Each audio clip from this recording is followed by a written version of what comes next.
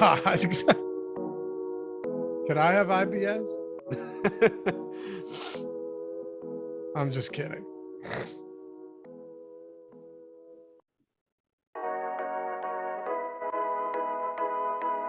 Yo, what's going on, everybody? Welcome to the Awesemo.com NBA Strategy Show presented by No House Advantage. We're in business, boys. Adam Scherer coming off a nice win yesterday.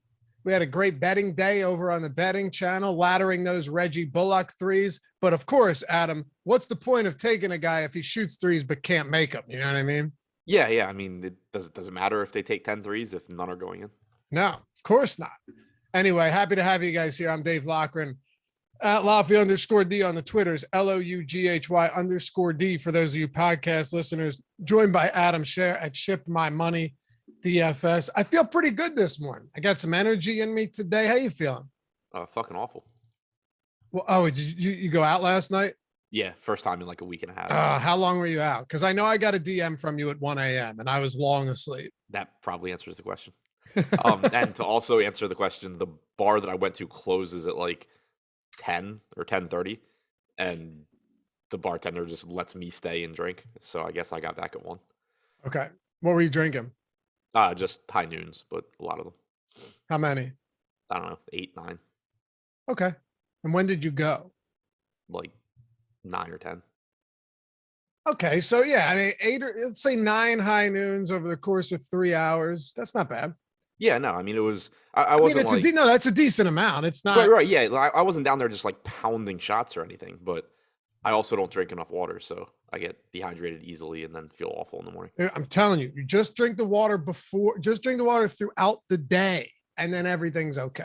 Yeah. Well, and so the last time I went to the store too, I was like, oh, I'm gonna be smart and actually grab Pedialyte and Liquid IV, and then still forgot to drink any of it last night.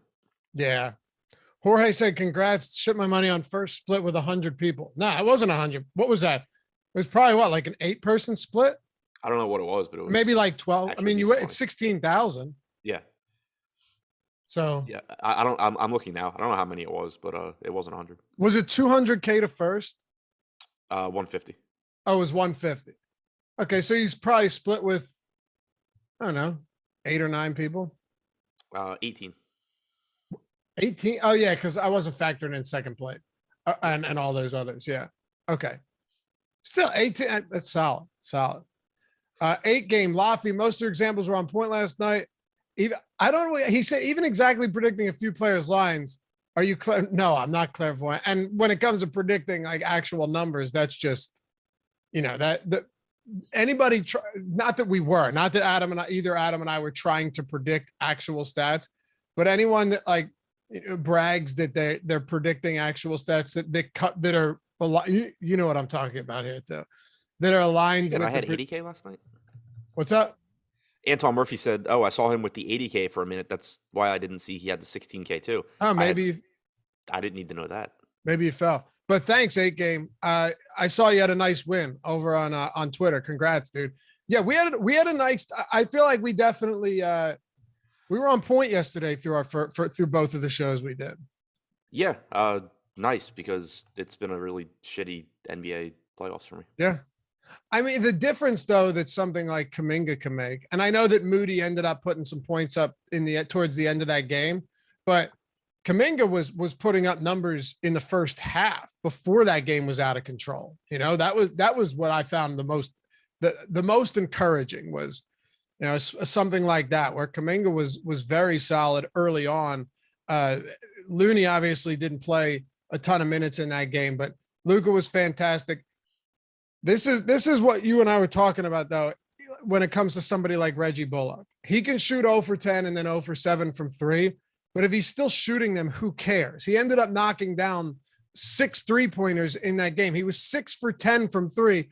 And now, so everybody, we talk about recency bias. Everyone was looking at the 0 for 7 game. Who cares?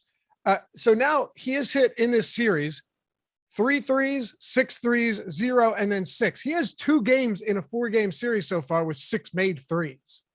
Yeah, like the opportunities are there. I actually didn't even know what my lineup was that won. I'm surprised Bullock wasn't in it. Yeah, because I mean, one of the reasons was he had no peripherals. Yeah, Finney Smith had a big game. Yeah. From a betting standpoint, though, the Bullock stuff was nice. But yeah, so it was good. It was fun.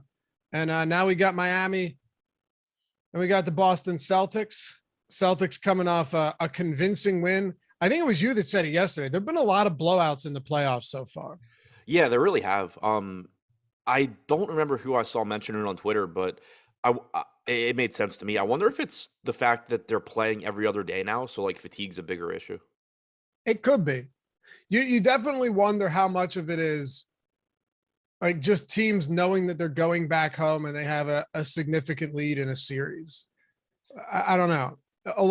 That's what a lot of those games are, but not necessarily the Dallas and Phoenix one, but with the Warriors for sure. The Warriors have lost in blowout. I know that was only a 10-point game at the end of the fourth quarter, Yeah, but that but game it was every time I looked up at the TV, I was like, "Oh, Golden State's getting smacked." It was never competitive. Right. At one point, they were down by 30 in the second half. Like it was never actually competitive. So, then Golden State lost. But like to what you're saying, that the game they lost by 50 or whatever in Memphis, when they were literally just laughing on the floor about it, like. Right.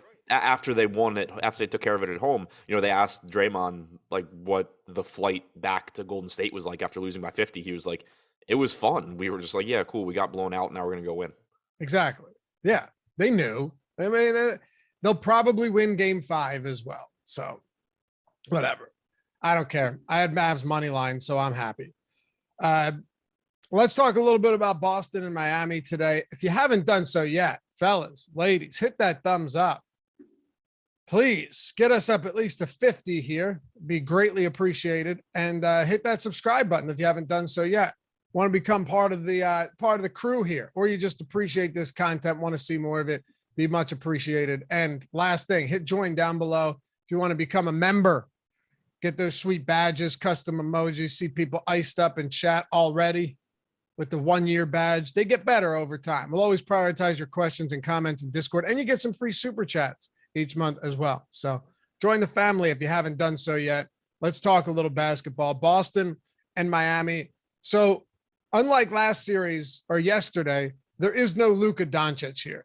So how realistic is it for us to just look at this and say, yeah, there are a lot of different players that you could throw at the captain spot and feel pretty decent about it? Yeah, I mean, I think that's accurate. I know, let's say Wednesday. So on Monday, I had actually probably the most spread out captain exposure that I've had so far this postseason, because like obviously you have Tatum, who is a very strong captain option. You have Jimmy Butler, who's a strong option, but certainly has some question marks right now. But then Jaylen Brown, Bam, Horford, Smart. If you're paying down Tucker, any of these guys, Robert Williams, like any of these guys are perfectly fine captain options. I think so too. And then when you look at how captain ownership is being distributed right now, you've got 5 players in the double digits. If you include Marcus Smart at 9.5%, you basically have 6 guys up there. And then it starts to get kind of ugly. Yeah. I know I said this to you the other day. We both talked about it, but the whole Marcus Smart thing, just because he came back in that game, certainly didn't mean that he was a lock to play in Game 4 when you're coming off of a significant sprain, as Udoka put it. I'm really not convinced that he plays tonight either. Yeah, I mean, it seems legitimately questionable to me. Obviously, if he doesn't, that opens up value again, guys like Derek White and Peyton Pritchard. But yeah, it seems like a legitimate Q tag to me. All right, so let's just work through that first. Illegitimate Q tags: PJ Tucker, Gabe Vincent, Max Strus. I assume that Kyle Lowry, despite being questionable, is going to play. He's played each of the last 2 games, even though he sucked. Robert Williams. What about Robert Williams? What about him? Do you think he's playing tonight? Oh, probably. I would think so. He is questionable though. And this has been one of those weird maintenance type knee pain, whatever it's going on with him. Yeah. I mean, I've had a hard time gauging what exactly is going on with Robert Williams all postseason. So I'm not very confident, but I'm assuming he's playing. Okay. This is an odd one. So according to Ira Winderman, Tyler Hero is reportedly dealing with a serious groin injury Yeah. that would typically take 2 to 4 weeks to come back from, but he's pushing to return for game 5. What that tells me is I really don't want to play much Tyler Hero tonight. Yeah, I agree. I mean, I don't know how you can take anything positive from that. For one, it makes me think that Miami's going to be like, sit your ass on the bench. But for two, if he is able to talk his way into playing, that's like, I mean, lower body injuries are rough when you're playing professional basketball. Like, that's not something that I'm super excited to roster somebody who is playing through. To me, it just feels like, as you said, when it comes to a groin injury and you're literally running up and down the floor nonstop, you're probably not going to be at full strength at all. Yeah, to me, hearing that, it would be strange to me if Miami lets him play. If he plays at all. I agree. Yeah. I think that's it. I think those are the ones that we're waiting on, but we could get, I mean, this could make things very interesting in the event that one or more of these guys end up not playing. And then you've got Victor Oladipo. His price has come up. He's at 5,600. What do you think his playing time looks like today? His game's let's say Tyler Hero's out. Obviously, we don't expect Miami to get stomped like last game. What do you think Oladipo's minutes look like after playing 30 minutes in a blowout loss in game 4? I hate this guy right now. And I mean, I love Oladipo. I'm glad from a personal standpoint he's doing well. From a financial standpoint, I'm not thrilled about it. But mid to upper 20s. So like going into last game, I had him at 20 minutes. I had Gabe Vincent at 24. In the first half, Oladipo played around like 16 minutes. Vincent didn't play as much. You did have Oladipo close the first half over Strus. That's not always going to happen. Strus had literally a 0 fantasy point game. Wasn't playing great. So, and then obviously you got some garbage run, but Oladipo also subbed in early for Strus. The only question I really have is, so like we saw the rotation in that game. That was a game where Oladipo was the only offense Miami had. What happens when Oladipo is not making every shot that he takes? Does he still get all of those minutes, or does it go to Gabe Vincent? Does Max Strus play more? So I'm not like, if you just look at the rotations last game and then you say, oh, well, if this game was competitive, Oladipo would have played 36 minutes. I'm certainly not expecting 36 minutes from him, but I am certainly willing, based on the rotations we saw last game, to give him a bit more playing time than I did last game. So I think expecting around 26-ish makes sense. All right. Yeah, because it's really would not be surprising at all if Hero does not play. And I think that's right now the way we should probably be approaching this. I know our ownership has Tyler Hero at 0.9%. So that I haven't looked at our projections yet, but I'm assuming we don't have him in our projections. Right? There's no way. Let's see.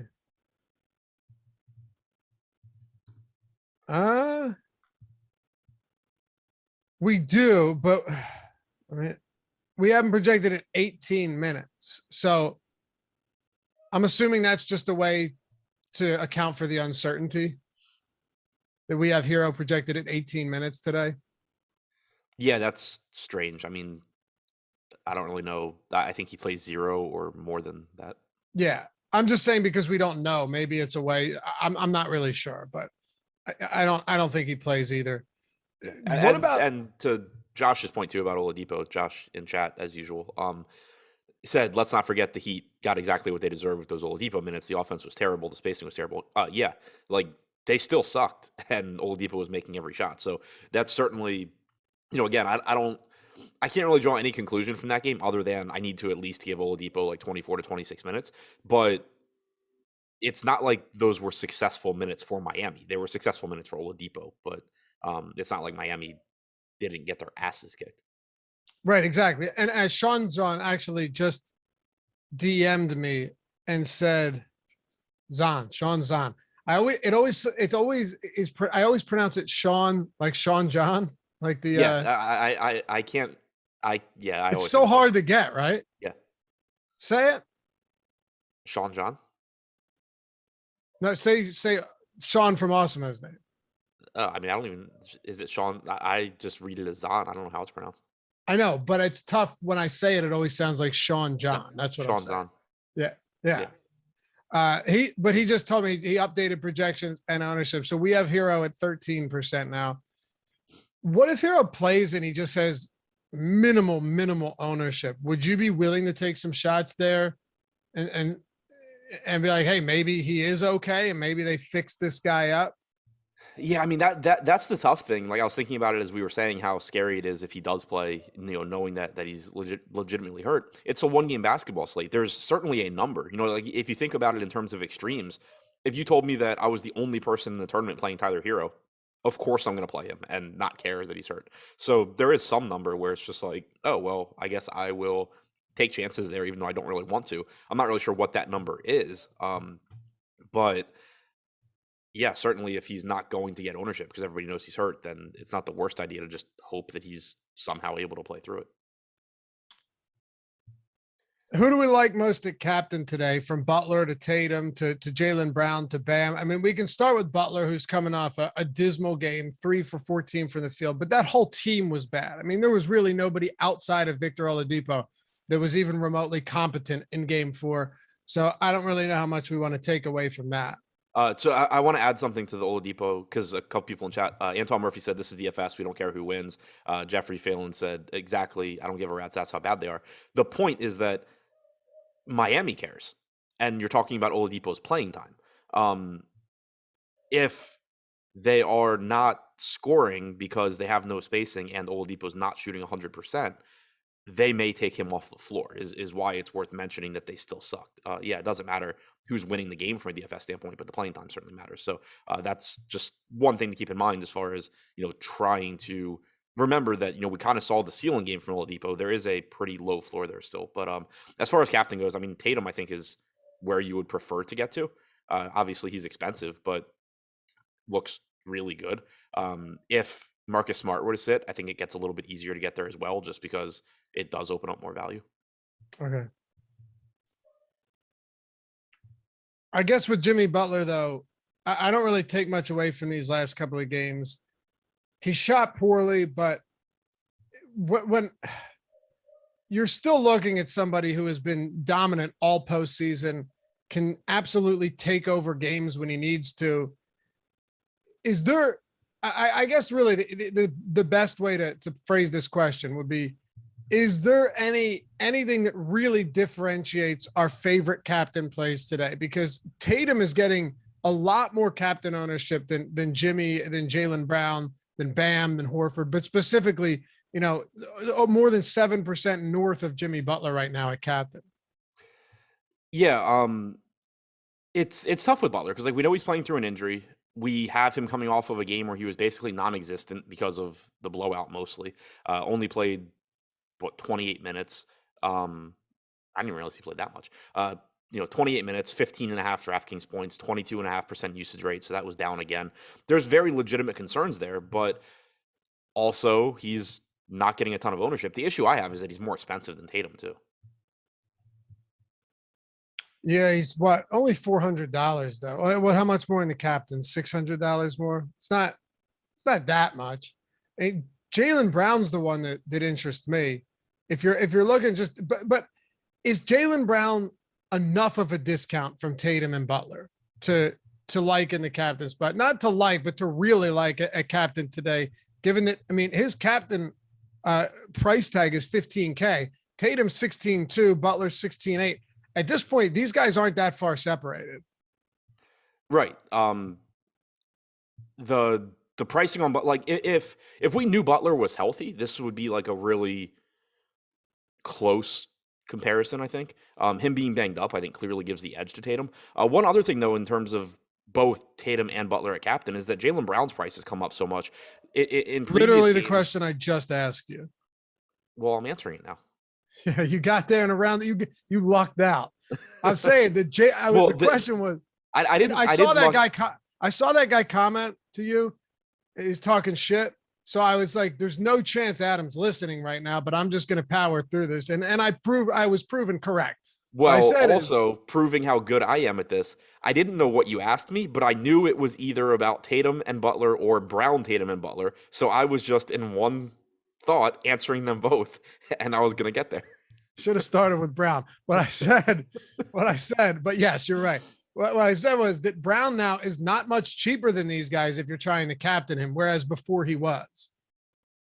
Right. And it affects Tatum and Butler, as I was saying before I was interrupted.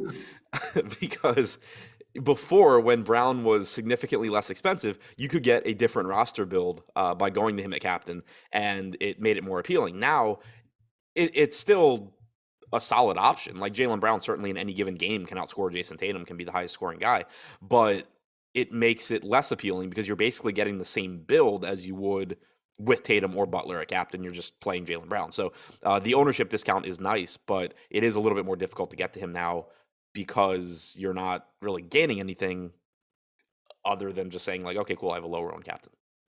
So Bam Adebayo has had one good game in the last, I don't know, 7 months. But in all seriousness, he's had, if we're being completely honest, he's had one big game since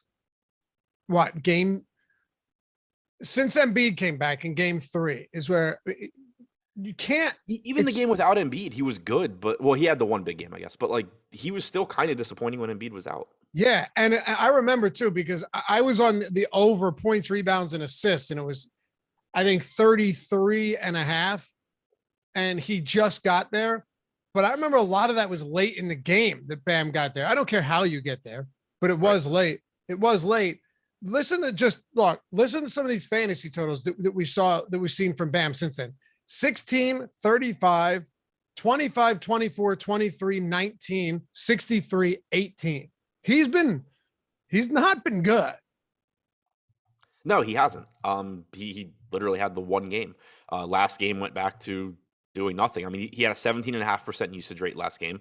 So him being aggressive offensively lasted for exactly one game, 18 DraftKings points in 27 minutes. But his price tag came up, but he's still kind of favorably priced. Like it's just really tough because if you ignore the postseason, he would look really good at 8,800 given the pricing on other guys. If you only looked at the postseason numbers, he's horrible.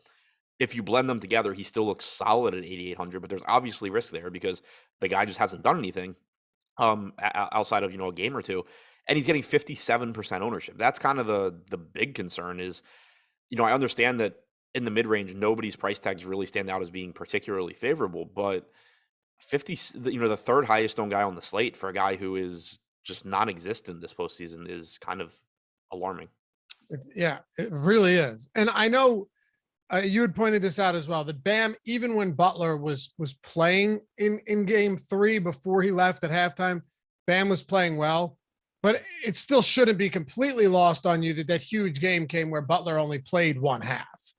So right, and was banged up. I mean, that was a game where Butler had like an 18% usage rate or something. Yeah, that was the same one, right? So not great. And even last game, you got Butler coming back from that injury or whatever the hell it was, and Bam was still non-existent. I mean, he had this is what was Bam's usage rate? Take a guess what Bam's usage rate was last game. 17.6. Assuming you looked that up. Yeah, I think I had said it 2 minutes ago when you weren't listening to me. Oh, I was listening. I just wanted to make sure you remembered what you said. Was it actually 17.6? That actually seems high. Yeah, I mean, using the add more funds, obviously it varies by site. Yeah, right. I guess he did have 5 free throw attempts too. But yeah, it's just even in that game where Butler's struggling, you got nothing out of Bam Adebayo. Yeah, 17.6 Butler. Oladipo is 34%. Jeez.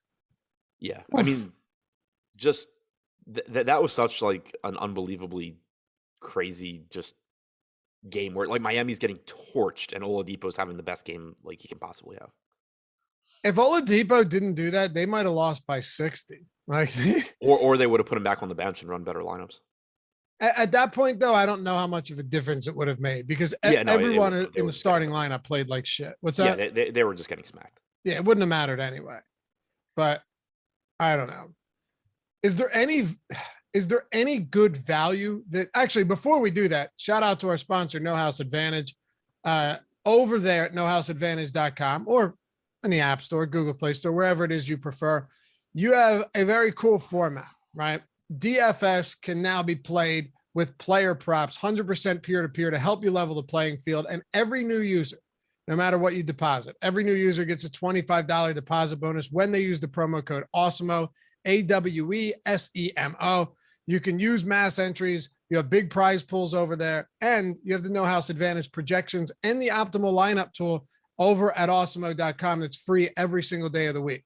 What makes it different is the format is you're building lineups without salary with props, but you're taking the one you like the most, you're most confident, it goes at the top. It gets the most points. The ones that you're least confident in go at the bottom. They get the fewest points. It's not like I guess Prize Picks and No House Advantage have their own features. Where Prize Picks, you're basically building out parlays. They call them lineups. They're basically parlays that you're trying to hit 5 of 5 to 10x. And No House Advantage, you're playing against the field as you would be on DraftKings or FanDuel, and you don't need to get everything right in order to win. Of course, Prize Picks has its advantages in certain areas, but they're two different styles. They're the two different styles. And with No House Advantage, it's DFS with player props, and there's no juice on these props. You're just taking the ones you like most. You can use all the research you want for DFS from other sites over at No House Advantage. Use the free tools, use Odds Shopper, use my betting video, all of our betting videos over at the Odds Shopper channel, and use that promo code Awesemo, AWESEMO, get that $25 deposit bonus. Oh, and last thing, those props are static at No House Advantage. They don't move throughout the day.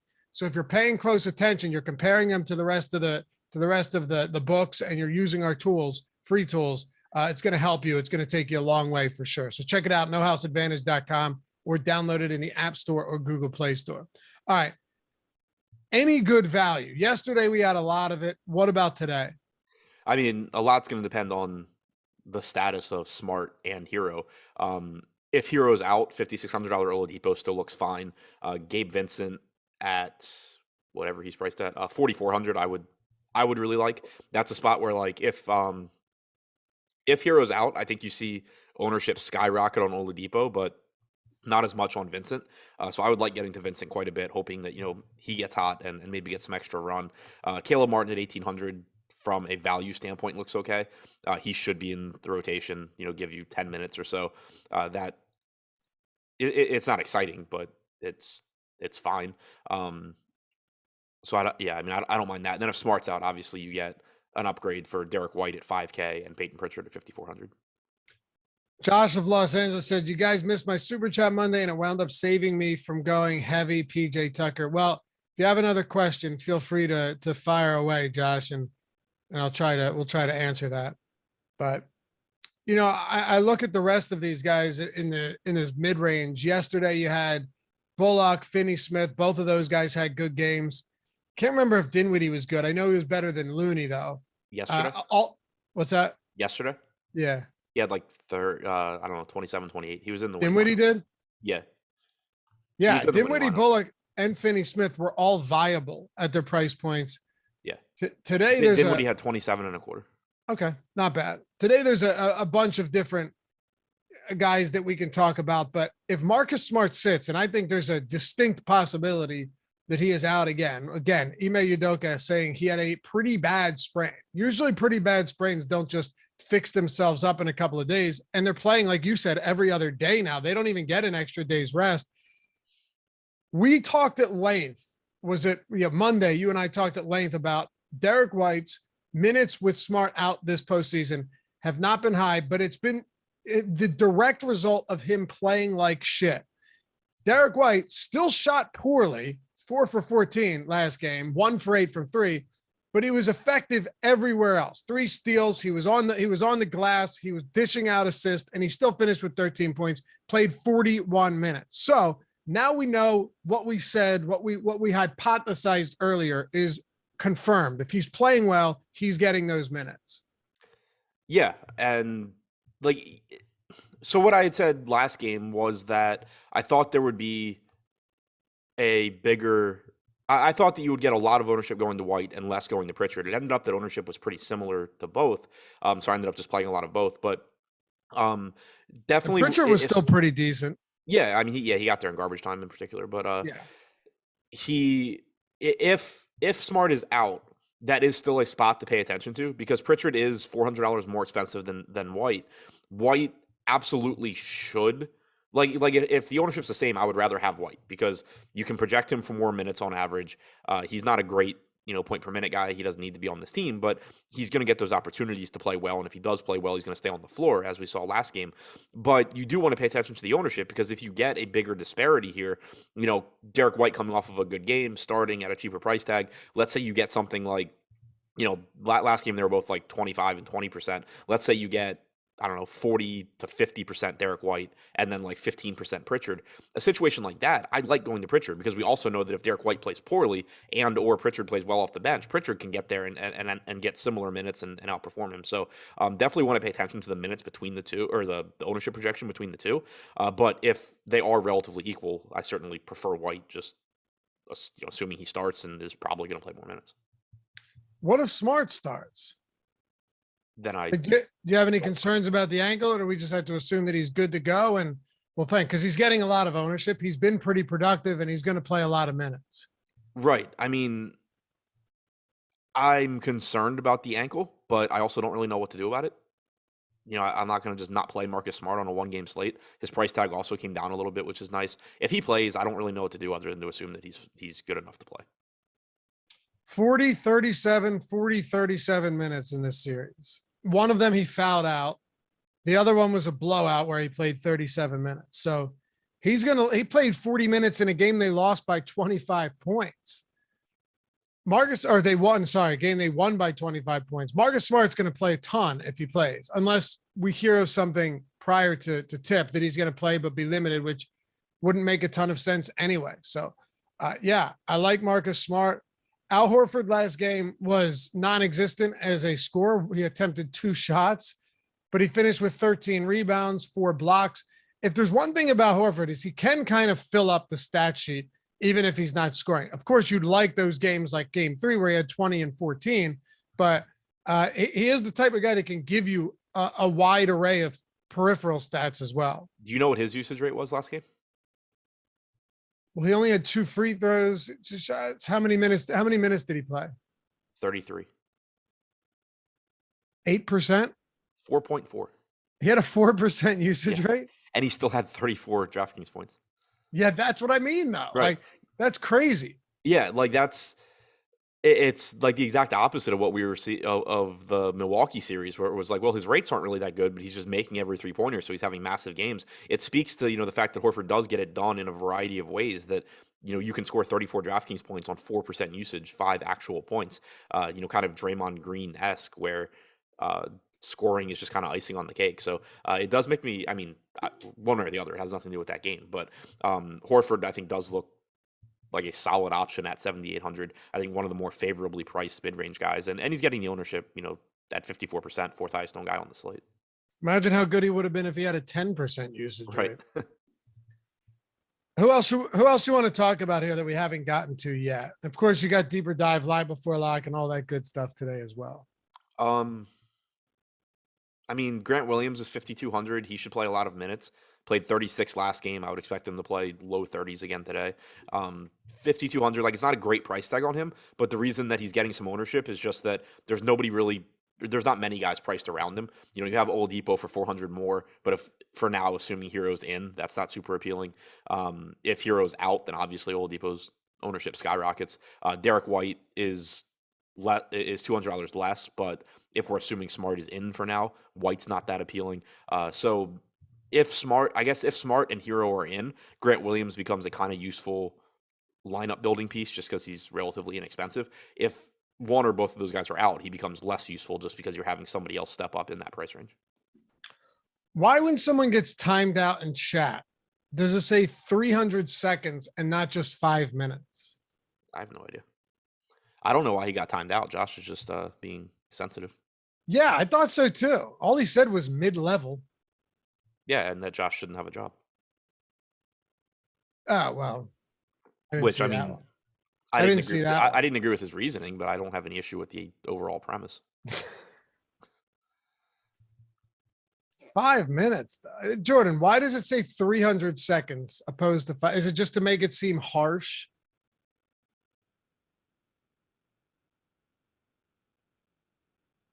Yeah.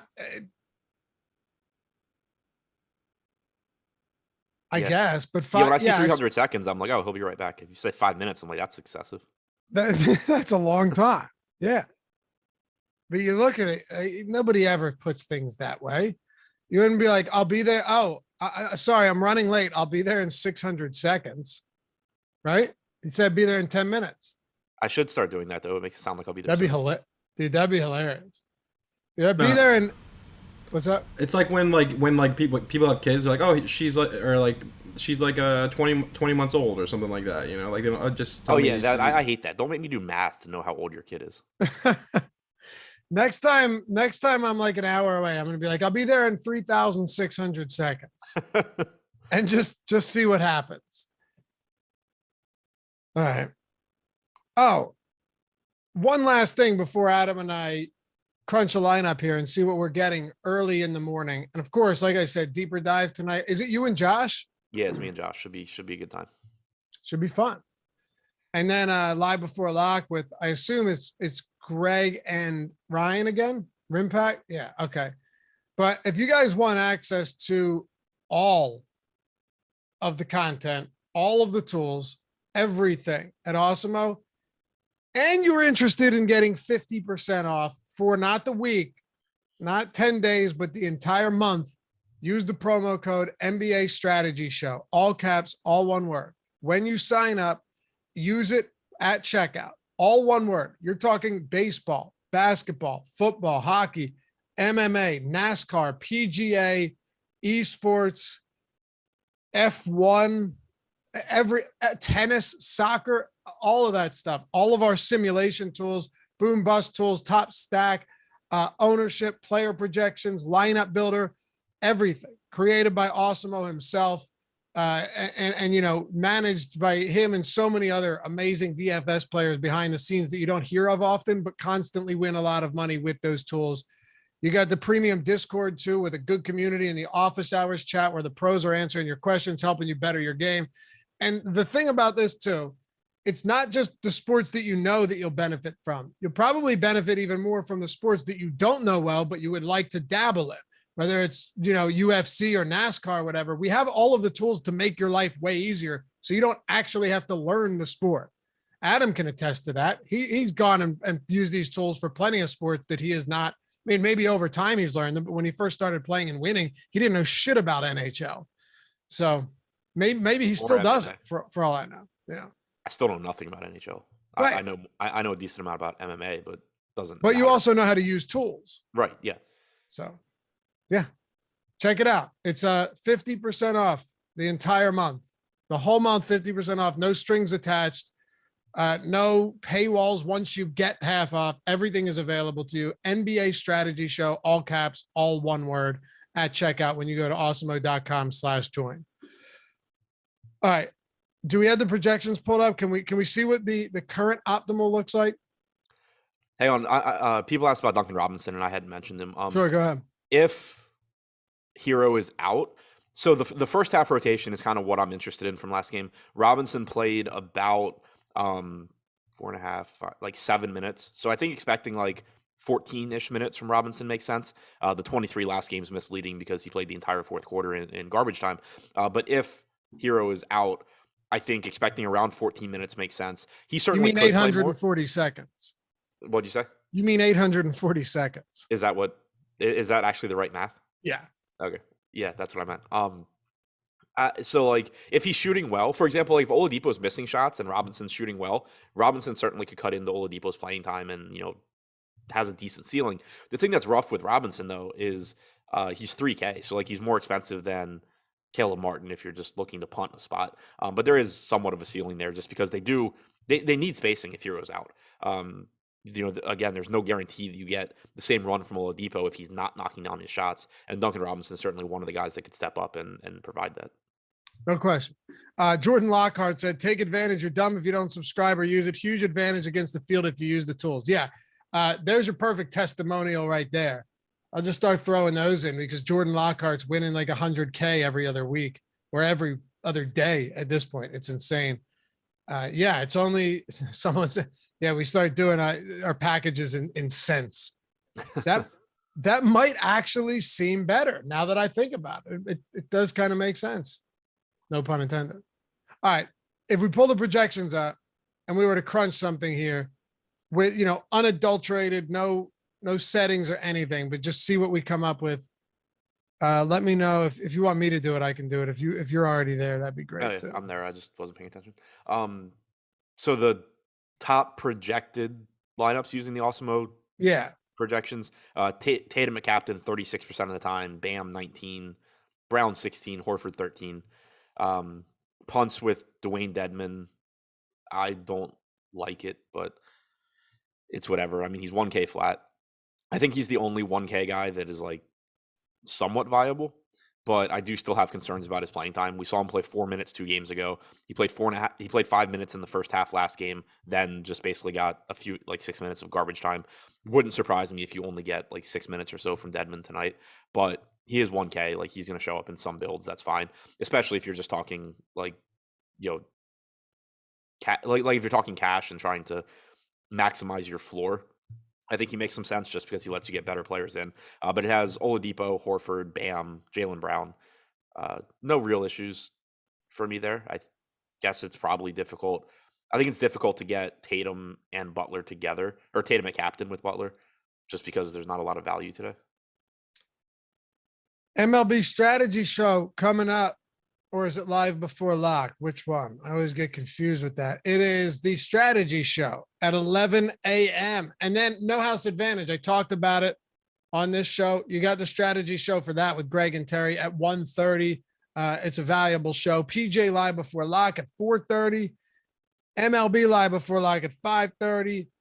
Got a lot. NBA Deeper Dive at 6:30 and NBA live before lock at 7:30. Woo! All right. We got plenty coming up today. Hey, hit that thumbs up before you leave. Be sure to follow. Deeper Dive. That should be fun. What's that? I said me and Josh on the Deeper Dive. That should be fun. Yeah. He's going to love the first 30 minutes doing that with you. I can tell you that much. Oh, I didn't even think about that. Yeah. Yeah. Get ready, Josh. Get ready for a 30-minute monologue with. We'll follow Adam at Ship My Money DFS, me at Laffy_D, and shout out to Jordan Klein, as always, for producing today's show. Appreciate you guys hanging out. We'll see you back here soon. Peace.